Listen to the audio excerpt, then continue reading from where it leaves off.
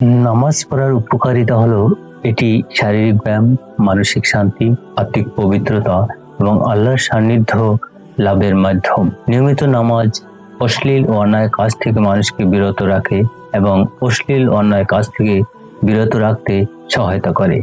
এছাড়া এটি আল্লাহর তাআলার সন্তুষ্টি অর্জনের একটি গুরুত্বপূর্ণ ইবাদত, যা দুনিয়া ও আখিরাতে মানুষের কল্যাণ বয়ে আনে। ওয়াস্তাইনু বিস-সাবরি ওয়াস-সালাহ।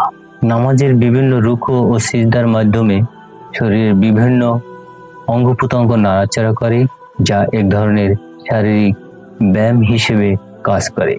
বিভিন্ন গবেষণায় দেখা গেছে নামাজ আদায়ের মাধ্যমে হজম শক্তি বৃদ্ধি পায়। নামাজের সময় মনোযোগ ঠিক জায়গায় স্থির রাখলে মস্তিষ্কের একাগ্রতা বাড়ে এবং মনোযোগ বৃদ্ধি পায়। নামাজ আল্লাহর সান্নিধ্য লাভের একটি মাধ্যম, যা মনকে শান্ত ও প্রশান্ত করে তোলে।